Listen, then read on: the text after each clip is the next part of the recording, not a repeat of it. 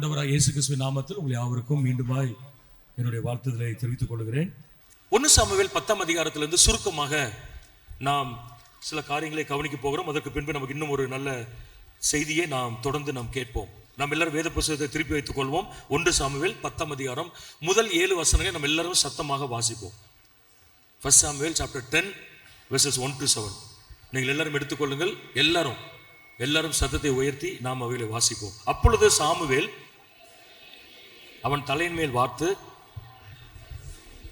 கர்த்தர் உன்னை தம்முடைய சுதந்திரத்தின் மேல் தலைவனாக அபிஷேகம் பண்ணினார் அல்லவா? நீ இன்றைக்கு என்னை விட்டு போகிற போது பென்யமீன் எல்லையாகிய செல்சாகில் ராகேலின் கல்லறை அண்டையில் 2 மனுஷரை காண்பாய். அவர் உன்னை பார்த்து, நீ தேடப்போன கழுதைகள் அகப்பட்டது. உன் தகப்பன் கழுதைகளின் மேல் இருந்த கவலையை விட்டு உங்களுக்காக விசாரப்பட்டு என் மகனுக்காக என்ன செய்வேன் என்கிறான் என்று சொல்வார்கள். நீ அவிடத்தை விட்டு அப்புறம் கடந்து போய் தாபோரில் உள்ள சமபூமியில் சேரும்போது தேவனை பணியும்படி பெத்தேலுக்கு போகிற 3 மனுஷர் அங்கே உன்னை கண்டு சந்திப்பார்கள். ஒருவன் 3 ஆட்டுக்குட்டிகளையும், இன்னொருவன் 3 அப்பங்களையும், வேறொருவன் திராட்சரசம் உள்ள ஒரு துருத்தியும் கொண்டு வந்து உன்னுடைய சுக செய்தியை விசாரித்து உனக்கு 2 அப்பங்களை கொடுப்பார்கள். அவைகளை நீ அவர்கள் கையிலே வாங்க வேண்டும். பின்பு பெலிஸ்தரின் தானியம் இருக்கிற தேவனுடைய மலைக்கு போவாய். அங்கே நீ பட்டணத்திற்குள் பிரவேசிக்கையில் மேடையிலிருந்து இறங்கி வருகிற தீர்க்கதரிசிகளின் கூட்டத்திற்கு எதிர்ப்படுவாய். தம்புருவும் மேளமும் நாகசுரமும் சுரமண்டலமும் அவர்கள் தீர்க்க தரிசனம் சொல்லுவார்கள். அப்பொழுது கர்த்தருடைய ஆவி உன்மேல் இறங்குவார். நீ அவர்களோட கூட தீர்க்க தரிசனம் சொல்லி இந்த அடையாளங்கள் உனக்கு நேரிடும் போது சமயத்துக்கு ஏற்றபடி நீ செய், தேவன் உன்னோடு கூட இருக்கிறார். இந்த கான்டெக்ஸ்ட் நமக்கு எல்லாருக்கும் தெரியும். நாம் எல்லாருமே ஊழியர்கள். தீர்க்கதரிசி சாமுவேலால் அபிஷேகம் பண்ணப்பட்ட சவுலை, ராஜாவாக அபிஷேகம் பண்ணப்பட்ட சவுலை வழிவிட்டு அனுப்பும் பொழுது இந்த அடையாளங்களை அவர் சொல்லுகிறார். தேவன் உன்னை இந்த தேசத்திற்கு ராஜாவாக என் மூலமாய் அபிஷேகம் பண்ணினதற்கு இன்றைக்கு ஒரு அடையாளத்தை உனக்கு என்ன செய்வாய், நீ காண்பாய் என்று சொல்லி இந்த பகுதிகளை நாம் வாசித்த இந்த பகுதிகளை சவுலுக்கு சொன்னதை நாம் அறிந்திருக்கிறோம். எழுத்தின்படியாக பார்க்கும் பொழுது அவைகள் அடையாளங்கள். அதில் ஆவிக்குரிய அர்த்தத்தை சவுலுக்கு தீர்க்கதரிசி கற்றுக் கொடுத்தார். அவன் ஒரு ராஜ வம்சத்தில் பிறந்தவன் அல்ல, அரண்மனை அவனுக்கு பழக்கமான ஒன்று அல்ல. ராஜ்ய பாரத்தினுடைய கொள்கைகள், திட்டங்கள் எல்லாமே அவனுக்கு புதிதானவைகள். நீ ராஜ்ய பாரத்தில் போய் சிங்காசனத்தில் உட்காரும் பொழுது 3 வகையான ஜனங்களை உன் ராஜ்ய பாரத்தில் நீ பார்ப்பாய். 3 kinds of people, 3 வகையான ஜனங்கள். நீ அவைகளை சந்திக்க வேண்டும். அவர்கள் ஒவ்வொருவரும் எப்படிப்பட்டவர்களாக இருப்பார்கள் என்கிறதான விளக்கத்தை உனக்கு நான் தெளிவாக என்ன செய்திருக்கிறேன், சொல்லி இருக்கிறேன். இவைகள் நேரிடும் பொழுது சமயத்திற்கு ஏற்றபடி நீ செய், தேவன் உன்னோடு கூட என்ன செய்வாராக, இருப்பாராக என்று ஆசீர்வதித்து அனுப்புகிறான். இந்த வேத பகுதியில் இருந்து பரிசுத்த ஆவியானவர் நம்மோடு கூட இந்த மாலை நேரத்தில் பேசுவாராக. 3 வகையான ஊழியர்களின் கூட்டம் என்பதை நான் ஒரு ஆவிக்குரிய கண்ணோட்டத்தில் அவைகளை பார்க்க விரும்புகிறேன். 3 kinds of ministers of God, 3 வகையான ஊழியர்கள். இந்த செய்தியை நீங்கள் கேட்கும் பொழுது 2 சிந்தனைகள், 2 கேள்வியை உங்கள் முன்பு நான் வைக்க விரும்புகிறேன். ஒன்று, நான் எப்படிப்பட்ட மனிதனாக இருக்கிறேன்? What kind of person or what kind of minister am I? நான் எப்படிப்பட்ட மனிதனாக இருக்கிறேன். இரண்டாவதாக, யாரோடு எனக்கு ஐக்கியம் இருக்கிறது? With whom I do have association. இந்த 2 காரியங்களை நீங்கள் இந்த 3 வித்தியாசமான மனிதர்களை நாம் சிந்திக்கும் பொழுது இந்த 2 காரியங்களை நீங்கள் மனதில் வைக்கும்படி உங்களை அன்புடன் கேட்டுக்கொள்கிறேன்.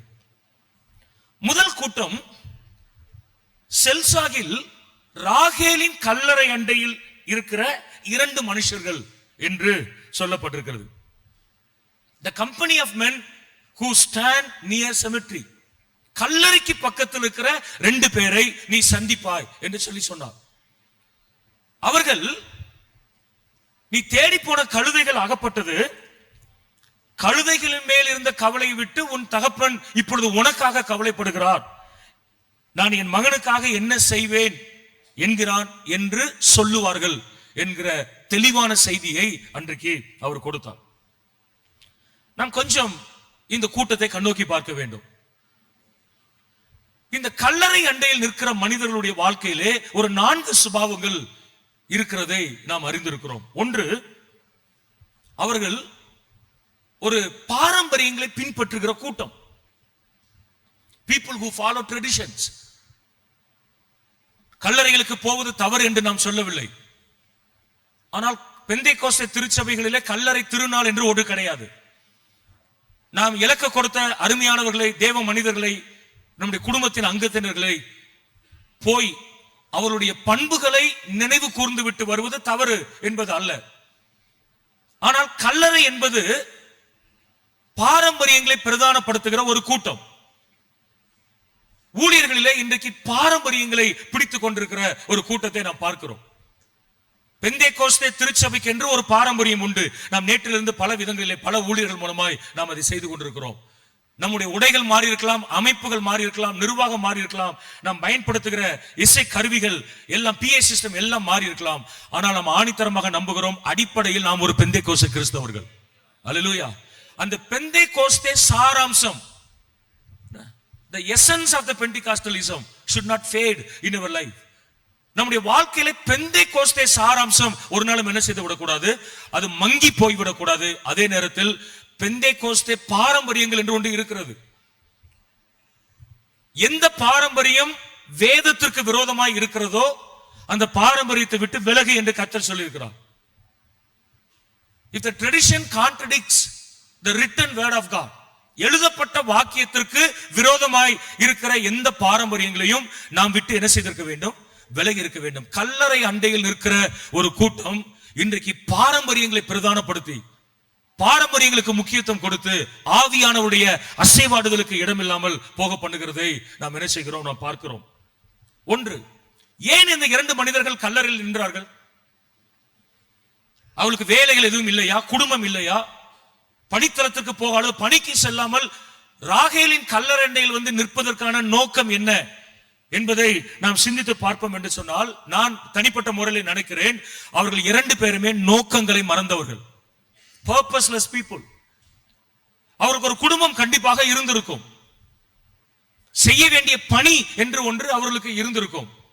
ஒருவேளை அதை விட்டுவிட்டு இங்கே வந்தார்களா, அல்லது சோம்பேறிகளாய் பணிக்கு போகாமல் கல்லறையில் அண்டையிலிருந்து உட்கார்ந்து இருக்கிறார்களா என்று நமக்கு தெரியவில்லை. கிராம பகுதிகளுக்கு போகும் பொழுது கல்லறையில் உட்கார்ந்து சீட்டு விளையாடுகிற ஒரு கூட்டத்தை நீங்கள் என்ன செய்திருக்கலாம், பார்த்திருக்கலாம். கல்லறையில் உட்கார்ந்து குடிக்கிற ஒரு கூட்டத்தை என்ன செய்திருந்திருக்கலாம், பார்த்திருக்கலாம். வேலை இல்லாதவர்கள் அல்லது நோக்கங்களை மறந்த ஒரு கூட்டம். இன்றைக்கு ஏன் அழைக்கப்பட்டிருக்கிறோம், எதற்காக தேவனால் பிடிக்கப்பட்டிருக்கிறோம் என்கிற நோக்கத்தை மறந்த ஒரு ஊழியர்கள் பெருகி இருக்கிற காலத்திலே, ஆண்டவரே, அப்போஸ்தலனாகிய பவுலை போல நான் எதற்காக பிடிக்கப்பட்டேனோ அதை பிடித்துக் கொள்ளும்படி ஆசையாக தொடர்கிறேன் என்கிற வைராக்கியத்தை கர்த்தர் நமக்கு கட்டளையிடுவாராக. நோக்கங்களை மறந்த கூட்டம் ஒன்று இன்றைக்கு ஊழியங்களில் இருக்கிறதை பார்க்கிறோம். ஏன் திருச்சபைக்கு போகிறோம், ஏன் ஊழியம் செய்கிறோம், ஏன் ஆராதிக்கிறோம் என்கிற எதையும் பொருட்படுத்தாமல் தங்களுடைய ராஜ்யத்தை கட்டுகிற ஒரு கூட்டம் பெருகி வரும் பொழுது நாம் ஆண்டவரிடத்தில் கேட்க வேண்டும், ஆண்டவரே, எங்களை அழைத்ததற்கான ஒரு நோக்கத்தை நாங்கள் விளங்கிக் கொள்ள எங்களுக்கு கிருபை தாரும் ஆண்டவரே என்று சொல்லி கர்த்தரிடத்தில் கேட்க வேண்டும். கரங்களை வைத்து உற்சாகம் ஒரு ஆமென் சொல்லி சொல்லலாம். ஹல்லேலூயா. நீங்க உட்கார்ந்து இருக்கிற அவ்வளவு பேருடைய வாழ்க்கையிலும் ஒரு நோக்கத்தை கர்த்தர் வைத்திருக்கிறார். எந்த ஊழியனையும் நோக்கம் இல்லாமல் கர்த்தர் அழைக்கவில்லை. நம்மை குடும்பமாக இணைத்திருக்கிறார் என்றால் ஒரு நோக்கம் கர்த்தர் வைத்திருக்கிறார். ஆண்டவரே, எங்களை குடும்பமாக இணைத்ததற்கான நோக்கம், எங்களை ஒரு ஸ்தாபன ஐக்கியத்தில் வைத்திருப்பதற்கான நோக்கம், எங்களை ஒரு குறிப்பிட்ட ஊரில் ஒரு பட்டணமோ கிராமமோ வைத்திருப்பதற்கான நோக்கம், அந்த நோக்கங்களை விளங்கி கொண்டு செயல்படுத்துகிற ஊழியர்களாய் நாங்கள் இருக்க விரும்புகிறோம் என்று கேட்கும் பொழுது நாம் கல்லறை அண்டையில் இருக்கிற மனிதர்களாக நாம் என்ன செய்ய மாட்டோம், நாம் இருந்திருக்க மாட்டோம். இவர்களை கொஞ்சம் நாம் யோசித்து பார்க்கும் பொழுது அவசரத்தை உணராத கூட்டம், people with indifference attitude. செய்ய வேண்டிய பணிகள் எவ்வளவோ இருக்கிறது, முடிக்க வேண்டிய காரியங்கள் எவ்வளவோ இருக்கிறது, எல்லாவற்றையும் மறந்துவிட்டு கல்லறையில் உட்கார்ந்து இருக்கிற 2 மனுஷர்களை உன் ராஜ்யபாரத்தில் சந்திப்பாய் என்று சவுலுக்கு தீர்க்கதரிசி சொன்னார். தேசத்தின் அவசரத்தை உணராத ஊழியர்கள், இன்றைக்கு இருக்கிற பொருளாதார அரசியல் சூழ்நிலைகளை அறிந்து கொள்ளாத கூட்டம், ஊழியத்தினுடைய முக்கியத்துவத்தை விளங்கிக் கொள்ளாத கூட்டம், இருளில் இருக்கிற ஜனங்களை வெளிச்சத்திற்கு கொண்டு வருவதற்கு முயற்சி எடுக்காத, அவசரத்தை உணராத ஒரு கூட்டம் பெருகி வரும் பொழுது, ஆண்டவரே நாங்கள் கல்லறையில் இருக்க விரும்பவில்லை, ராஜ்யத்தின் அவசரத்தை உணர்ந்தவர்களாய் நாங்கள் என்ன செய்ய விரும்புகிறோம், இருக்க விரும்புகிறோம். அவசர செய்தியை சுமந்து போகிற பாத்திரங்களாய் எங்களை கடைசி வரை நீர் வைத்திரும் ஆண்டவரே என்று நாம் கர்த்தரிடத்தில் கேட்க வேண்டும். திருச்சபைகளை பாழ்படுத்துகிற சத்துருவானவன் பல வழிகளில் அவன் உள்ளே வந்திருக்கதை பார்க்கிறோம். உபதேசங்களில் கோளாறு, பலவிதமான உபதேச கோளாறுகளை பார்க்கிறோம்.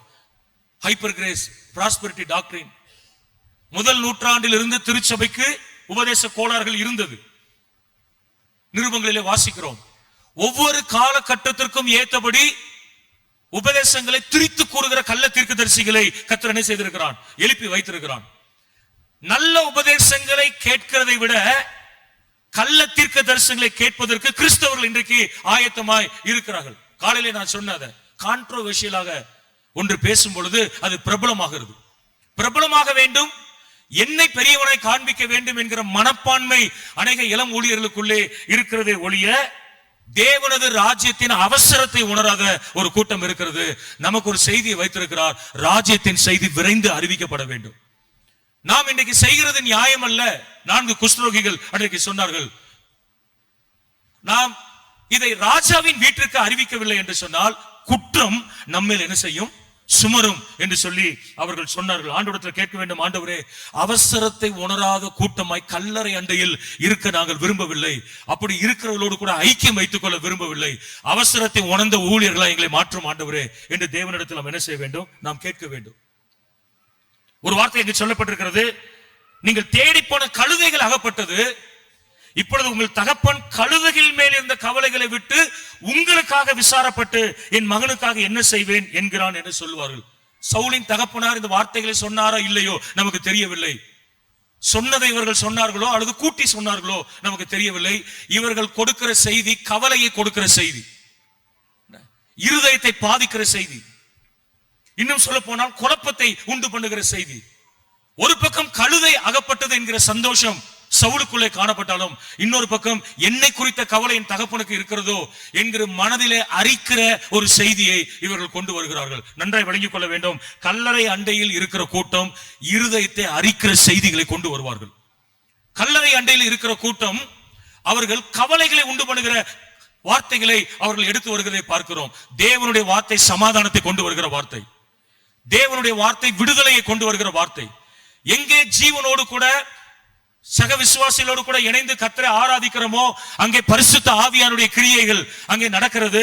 ஆண்டவர் அந்த இடத்துல அசைவாடுகிறார், இருதயத்திலே சமாதானத்தை கர்த்தர் கட்டளையிடுகிறார். அல்லேலூயா.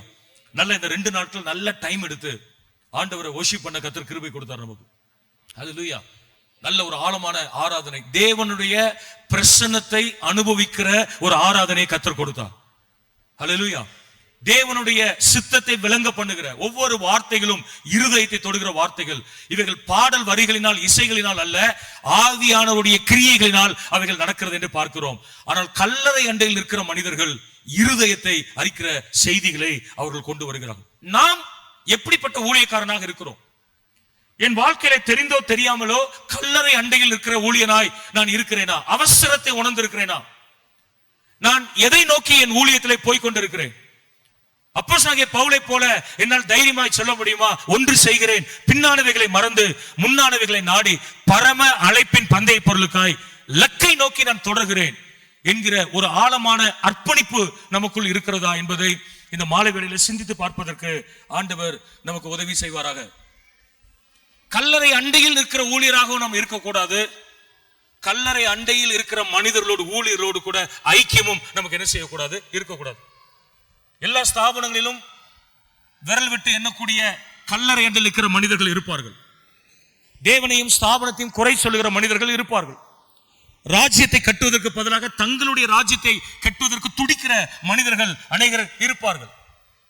குறுக்கு வழியை பயன்படுத்தி ஆதாயம் தேடலாமா என்று யோசிக்கிற மனிதர்கள் இருப்பார்கள். ஊழியங்களை வைத்து பணம் சம்பாதிக்க வேண்டும் என்கிற மனப்பான்மையில் ஒரு ஊழியர் கூட்டம் இருப்பார்கள். நாம் ஜெபிக்க வேண்டும், ஆண்டவரே அப்படிப்பட்ட கல்லறை அண்டையில் இருக்கிற மனிதரிடம் இருந்து எங்களை காத்துக்கொள்ளும். நாங்கள் அப்படிப்பட்ட மனிதர்களாக இருக்க விரும்பவில்லை, அப்படிப்பட்ட மனிதர்களோடு கூட ஐக்கியம் வைத்துக் கொள்ளவும் விரும்பவில்லை என்று சொல்லும் பொழுது அந்த மனிதனிடமிருந்து நம்மை காப்பாற்றுவதற்கு ஆண்டவர் போதுமானவராய் காணப்படுகிறார். கரங்கள் வைத்து சத்தம் ஒரு ஆமென் சொல்லி சொல்லுவோம். அல்லேலூயா. ராகேலின் கல்லறை அண்டையில் இருக்கிற 2 மனுஷரை நீ காண்பாய். தீர்க்கதரிசி சொன்னார், நீ அவ்விடத்தை விட்டு அப்புறம் கடந்து போய் தாபோரில் உள்ள சமபூமியில் சேரும் பொழுது தேவனை பணியும்படி பெத்தேலுக்கு போகிற 3 மனுஷர்களை நீ பார்ப்பாய் என்று சொல்லி சொன்னார். The company of men who are going to Bethel. பெத்தேலுக்கு போகிற 3 மனிதர்கள் என்று அங்கே சொல்லப்பட்டிருக்கிறது. சவுலுக்கு ஒருவேளை இந்த வெளிப்பாடுகள், இந்த அடையாளங்கள் அன்றைக்கு என்னவென்று விளங்கிக் கொள்ளாமல் இருந்திருக்கலாம். ஆனால் அவன் நேரடியாக பார்க்கும் பொழுது அதன் அர்த்தத்தை என்ன செய்கிறார்? விளங்கிக் கொள்ளுகிறார். பெத்தேலுக்கு போகிற ஒரு கூட்டம் ஊழியர்கள் கூட்டத்தில் இருக்கிறதை நாம் பார்க்கிறோம். பெத்தேல் என்றால் நமக்கு தெரியும், அது அப்பத்தின் வீடு, ஹவுஸ் ஆஃப் காட்.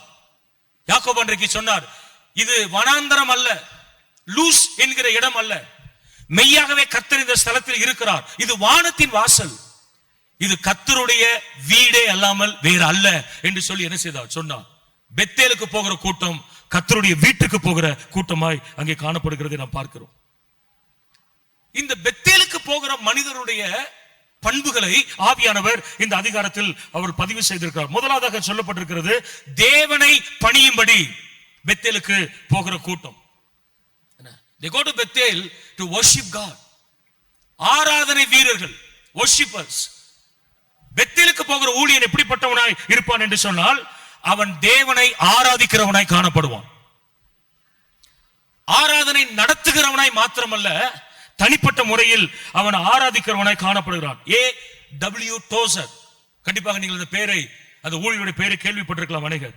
அவர் தெளிவாக சொல்லுகிறார், if you are not worshiping God on Monday the way you did the day before, you are not worshiping God at all. திங்கட்கிழமை நேற்று ஆராதித்ததை போல உன் தேவனை நீ ஆராதிக்கவில்லை என்று சொன்னால் நீ உண்மையில் தேவனை ஆராதிக்கவே நீ இல்லை என்று அவர் சொல்லியிருக்கிறதை பார்க்கிறோம். டாக்டர் பில்லி கிரஹாம் அழகாய் சொல்லியிருக்கிறார், the purpose of the Christian community called the church, சபை என்கிற சமுதாயத்தினுடைய பிரதானமான மிக மிக பிரதானமான பணிகளில் ஒன்று to glorify God by worship. திருச்சபையின் பிரதானமான பணிகளில் ஒன்று ஆராதனை மூலம் தேவனை மகிமைப்படுத்துவது என்று சொல்லியிருக்கிறார். எத்தனை அலுவல்கள், எத்தனை அவசரங்கள், எத்தனை கூடுகைகள், எத்தனை விதமான சந்திப்புகள் நம்முடைய வாழ்க்கையில காணப்பட்டாலும் ஒரு கூட்டம் தேவனை சந்திக்கும்படி பெத்தேலுக்கு போகிற ஊழியர்களாய் அவர்கள் காணப்படுவார்கள்.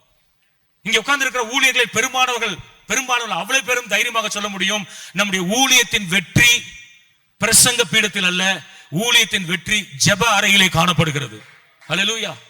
ஒரு ஊழியன் ஜெபிக்கிறானா இல்லையா என்பது பலிபீடத்தில் அது வெளிப்படுகிறதை நாம் பார்க்கிறோம். ஜெபிக்கிற ஊழியன் தான் வளர்கிறான், ஜெபிக்கிற திருச்சபை தான் என்ன செய்கிறது? வளர்கிறது. பெத்தேலுக்கு போகிற மனிதன் தேவனை பணிந்து கொள்கிறவனாய் இருக்கிறதை நாம் பார்க்கிறோம். இன்னைக்கு ஊழியங்களிலே அலுவல்கள் நமக்கு பெருகி இருக்கிறது, பலவிதமான நிகழ்வுகள் நமக்கு வந்திருக்கிறது. இவைகள் எல்லாவற்றின் மத்தியிலே ஒரு தனிப்பட்ட முறையில் தேவனோடு கூட இருக்கிற ஆராதனை, தேவனோடு கூட இருக்கிற ஒரு தனிப்பட்ட உறவை ஒரு ஊழியன் ஒரு நாளும் என்ன செய்ய முடியாது? அவன் அவமதிக்க முடியாது அல்லது அலட்சியப்படுத்த முடியாது. தேவனோடு கூட இருக்கிற தனிப்பட்ட உறவை அலட்சியம் பண்ண ஊழியர்கள் யாவரும் தேவனால் பயன்படுத்தப்பட்டதாக சரித்திரங்கள் இல்லை. நாம் ஒருவேளை அதிகம் படிக்காதவர்களாய் இருக்கலாம், எளிமையானவர்களாய் காணப்படலாம், விவரங்கள் அநேகம் இல்லாமல் காணப்படலாம். ஆனால் அறைகளிலே தேவனோடு கூட போராடுகிற நம்மை ஆண்டவர் அலங்கத்தில் எடுத்து பயன்படுத்துவதற்கு அவர் போதுமானவராய் காணப்படுகிறார். தேவனை பணியும்படி பெத்தேலுக்கு போகிற ஒரு கூட்டம்.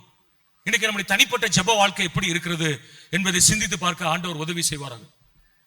தனிப்பட்ட முறையில் நம்மால் கர்த்தரை ஆராதிக்க முடிகிறதா?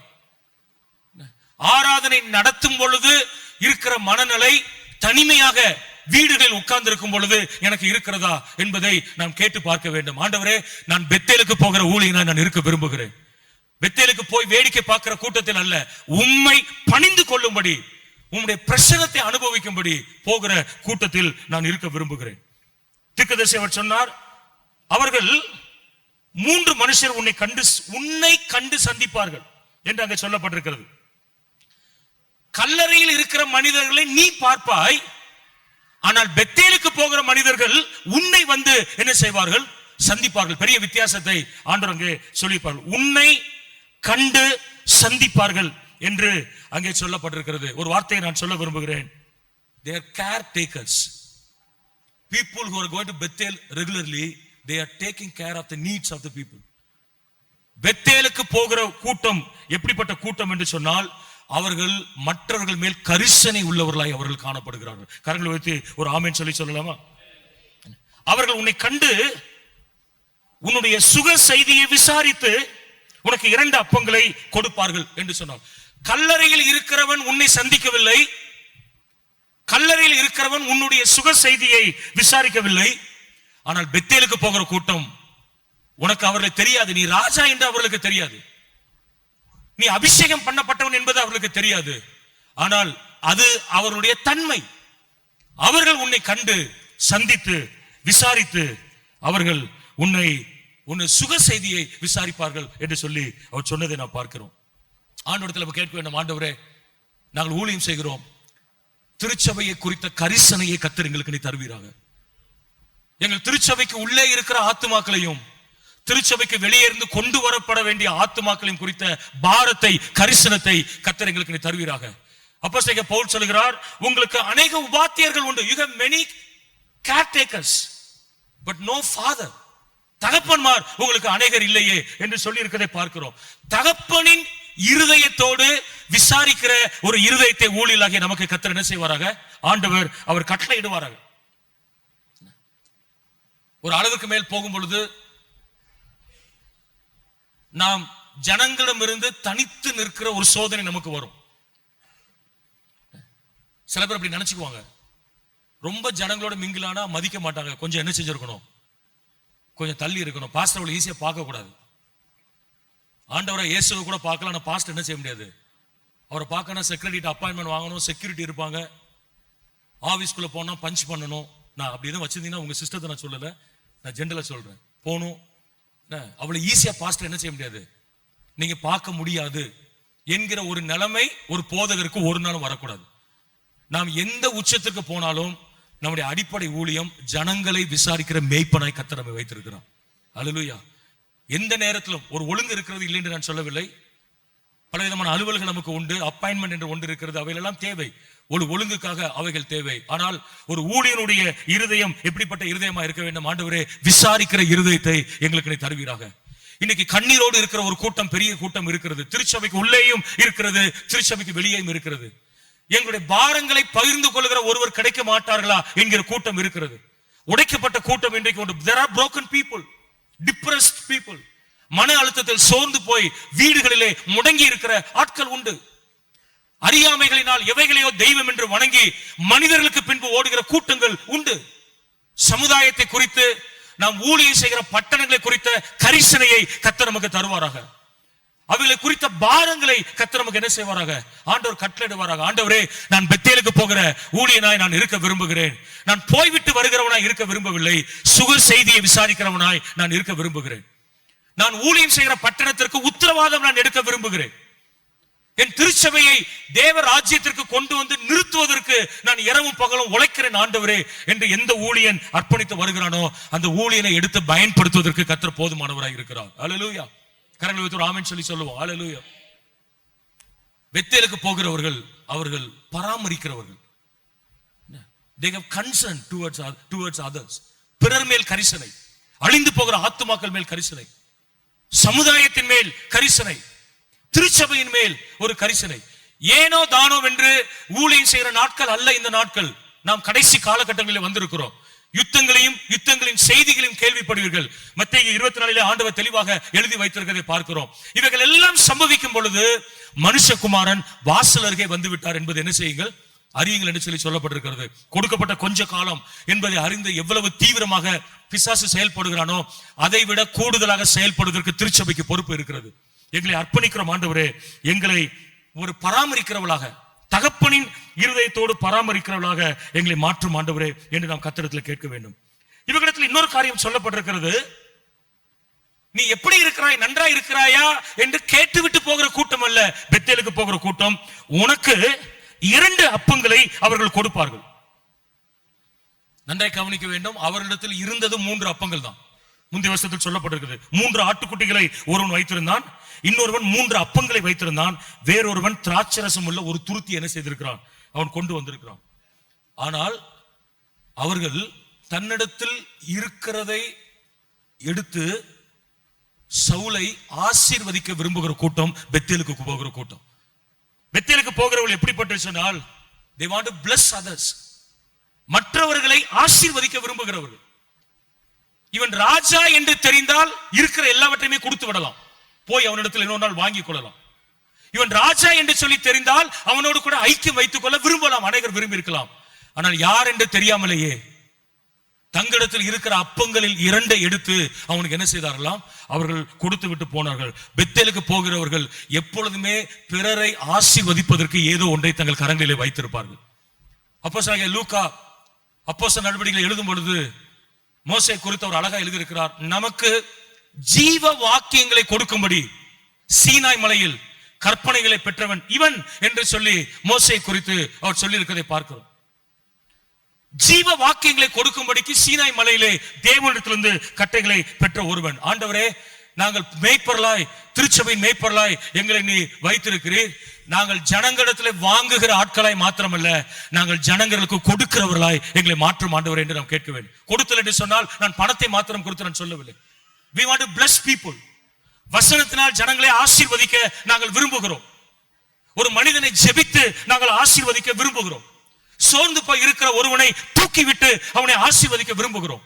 வாழ்க்கையில போராட்டங்கள் பிரச்சனையினால் உடைந்து போய் செயல்படாத நிலைமையில் இருக்கிற ஒருவனை செயல்படும்படி தூண்டிவிட்டு அவனை ஆசீர்வதிக்க விரும்புகிறோம். எங்கள் ஊழியத்தின் கடைசி வரை ஆண்டவரே, நாங்கள் பிறரை ஆசீர்வதிக்கிறவளை எங்களை மாற்றும் ஆண்டவரே என்று கேட்க வேண்டும். I want to be a blessing to the people. நான் ஜனங்களுக்கு ஆசீர்வாதமாக நான் இருக்க விரும்புகிறேன். கல்லறையில் இருக்கிற மனிதன் ஆசீர்வாதமாய் இருக்க முடியாது. பெத்தேலுக்கு போகிற மனிதன் ஆசீர்வதிக்கப்பட்டவனாய் மாறுவான். ஒரு ஆமென் சொல்லி சொல்லலாமா? டிஎல் மூடி ஒரு கூட்டத்தில் பிரசங்கம் பண்ணிவிட்டு ஒரு கன்வென்ஷன்ல இறங்கின உடன் அவர் சொன்னார், ஒரு ஓடி வந்து சொன்னார், மூடி, you are a great preacher, நீ ஒரு பெரிய பிரசங்கியார், உன்னை நான் பாராட்டுகிறேன் என்று சொன்னாராம். அந்த இரவு அறையில் போய் மூடி நேர் முழங்கால் படிட்டு அழுது ஜெபித்தாராம். ஆண்டவரே, நான் பெரிய பிரசங்கியார் என்பது காண்பித்திருந்தால் என்னை மன்னியும் என்று சொல்லி சொன்னார். ஏதோ ஒரு வகையிலே நான் பெரியவன் என்பதை இன்றைக்கு வெளிப்படுத்தி இருக்கிறேன். ஆகவே தான் அவன் நீ பெரிய பிரசங்கியார் என்று சொல்லிவிட்டு போயிருக்கிறான். அவருக்கு அந்த இரவு தூக்கம் இல்லையாம். மறுநாளிலே ஜெபத்தோடு வந்து பிரசங்கம் பண்ணி இருக்கிறார். அதே மனிதர் ஓடி வந்து சொன்னாராம், மூடி, அவர் God is so great, நம்முடைய ஆண்டவர் மிகவும் பெரியவர் என்று சொல்லி அவர் சொன்னாராம். இயேசுவை காண்பித்து ஆசீர்வதிக்கும்படியாக தன் கர்த்தரை அழைத்திருக்கிறார். நம்மை காட்டிலும் படித்தவர்கள் நம்முடைய திருச்சபையில உண்டு. நம்மை காட்டிலும் பல மடங்கு திறமை உள்ளவர்கள் விசுவாசிகளாக இருக்கும் பொழுது, நம்மை காட்டிலும் ஸ்மார்ட்டாக ஒர்க் பண்ணுகிற நிறைய பேர் முழு நேர ஊழியத்துக்கு வராது இருக்கும் பொழுது கர்த்தர் நம்மை அழைத்திருக்கிறார் என்றால் அவருடைய கிருபை. நாம் நிற்பதும் நிர்மூலம் ஆகாதிருப்பதும் அவருடைய கிருபை என்பதை அறிந்திருக்கிறோம்.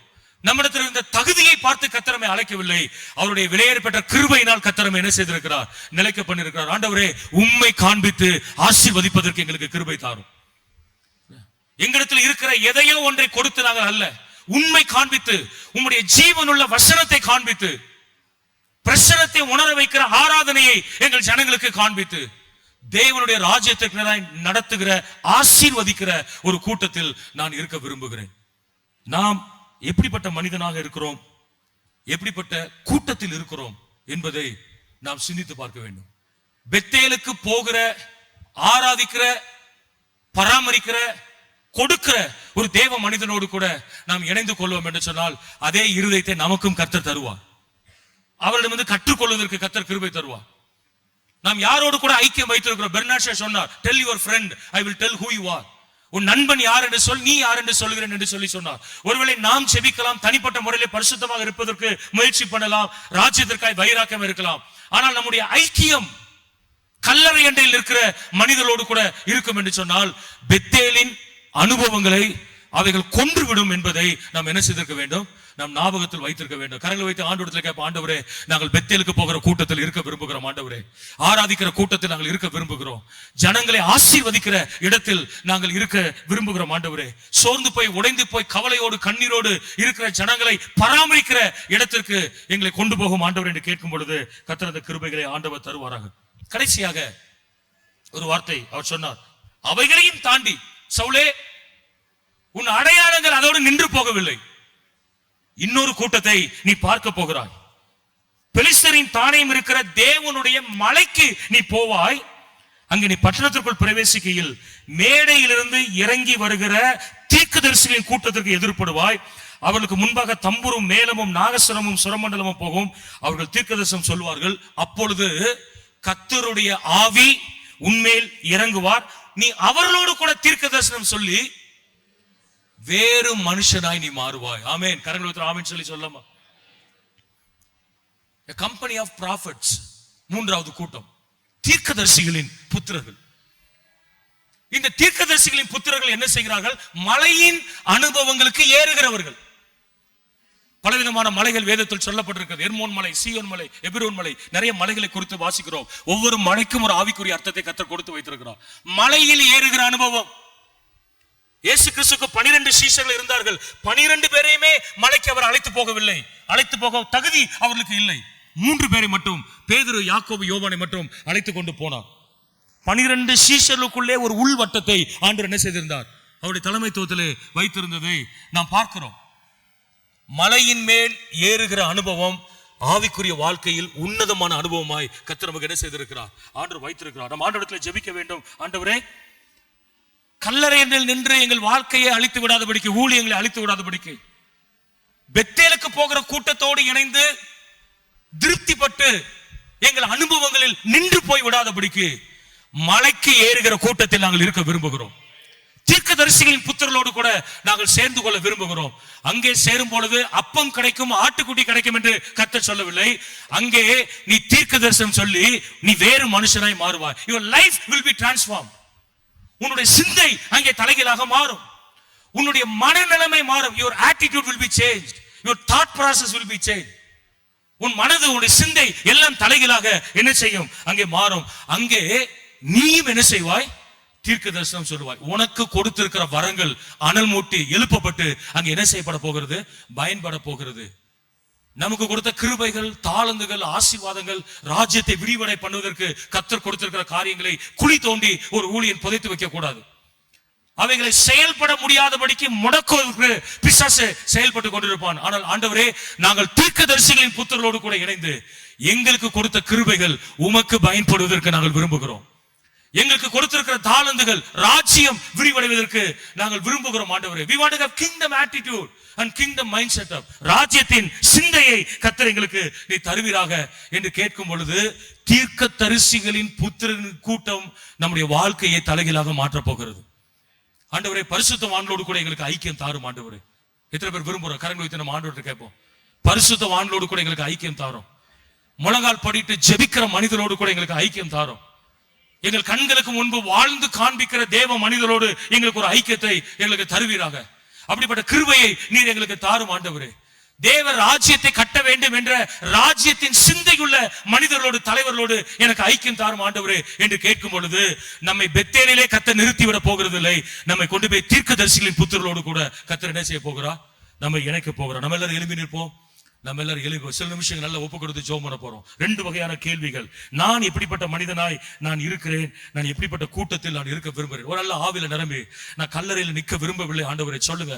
ஒருவேளை தெரிந்தோ தெரியாமலோ ஆண்டவரை சோர்ந்து போய் எதையோ ஒன்றை நினைத்து இழந்து யாரையோ குறை சொல்லி உம்மிடத்துல கேள்வி கேட்டு ராகேலின் கல்லறை அண்டில் நிற்கிற ஊழியனாய் நான் இருக்க விரும்பவில்லை. ஆண்டவரே, ஒருவேளை அங்கே நின்று கொண்டிருப்பேன் என்று சொன்னால் என் பிரயாணத்தை தொடங்க விரும்புகிறேன்.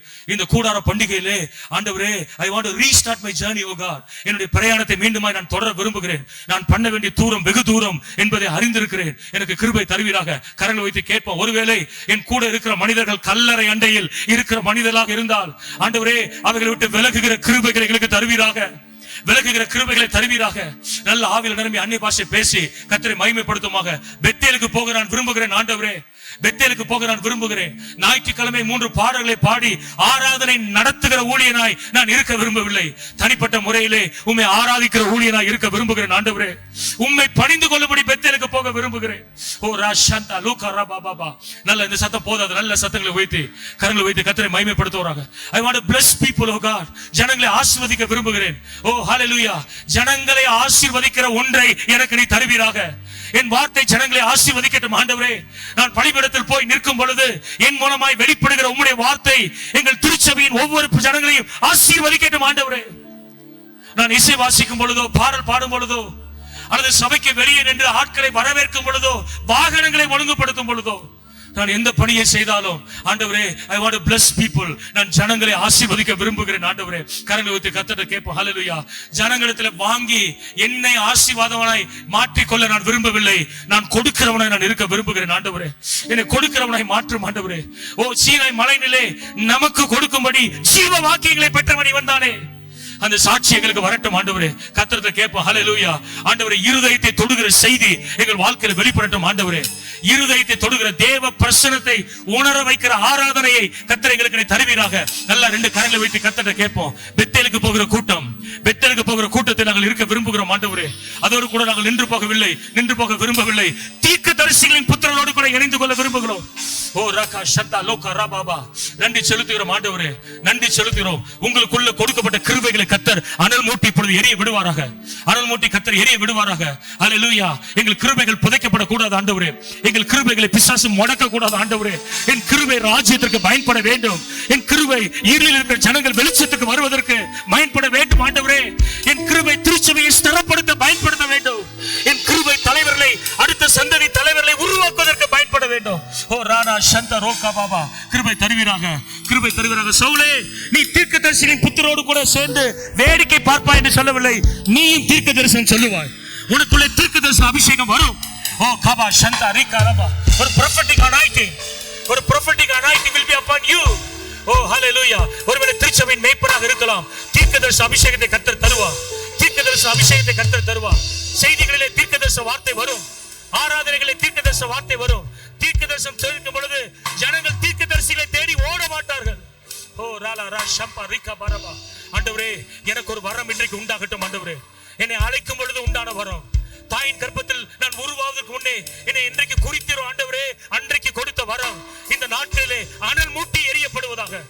ரகபா ஷந்தா லிகா தூரா பாபா. கர்த்தர் கிருபை தருவாராக. கர்த்தர் கிருபை தருவாராக. தோண்டி புதைக்கப்பட்ட வரங்கள் இயேசுவின் நாமத்திலே செயல்படுவதாக. செயல்படுவதாக. மூடி மறைக்கப்பட்ட கிருபைகள், வெளிப்படுத்த முடியாத கிருபைகள் ஆண்டவரே இந்த நாட்களிலே வெளிப்படுவதாக. வெளிப்படுவதாக. எங்களுக்கு கிருபை தாரும் ஆண்டவரே. எங்களுக்கு கிருபை தாரும் ஆண்டவரே. நாம் எல்லாரும் ஆண்டவரை மகிமைப்படுத்துவோமாக. ஆண்டவரை மகிமைப்படுத்துவோம். ஆண்டவரே, நான் வேறு மனுஷனாய் நான் மாற விரும்புகிறேன். வேறு மனுஷனாய் நான் மாற விரும்புகிறேன். ஹalleluya. கர்த்தரை கேட்கிறோம். உங்க நாமம் உயரணும். ஹalleluya. வேறு மனுஷனாய் நான் மாறணும். நாங்கள் ஆண்டவரே அந்த கிருபைகளை எங்களுக்கு நீ தருவீராக. அந்த கிருபைகளை எங்களுக்கு தருவீராக. உம்முடைய நாமத்தை நாங்கள் உயர்த்துகிறோம். தேவனது நாமத்தை உயர்த்தும் பொழுது நம்முடைய ஊழியங்களிலே சிறைச்சாலை கதவுகள் உடையும். கட்டுகளை கர்த்தர் உடைப்பார். ஓ கர்த்தருடைய வல்லமை வெளிப்படும். சத்துரு வெட்கப்பட்டு போவார். சத்துருவின் ராஜ்யத்தை கொள்ளை அடித்து தேவ ராஜ்யத்தை கட்டுகிற அபிஷேகத்தை கர்த்தர் நமக்கு தந்திருக்கிறார். ரோலா பாரா சந்தா ரிகா பாரா ரோலா பாபா. வேறு மனுஷனாய் மாறுவார். ஒருவேளை கல்லறை அண்டையில் யாராவது நின்று கொண்டிருந்தால் வெளியே வரும்படி கர்த்தர் நமக்கு கிருபை தருவாராக. பெத்தேலின் அனுபவத்தோடு திருப்திப்பட்டால் வெளியே வர கர்த்தர் கிருபை தருவாராக. கரங்களை வைத்து சொல்லுவோம், உங்க நாமம் உயரணும் ஆண்டவரை. இன்றைக்கு மேன்மைப்படுத்தணும். அந்த கிருபைகளை எங்களுக்கு நீங்க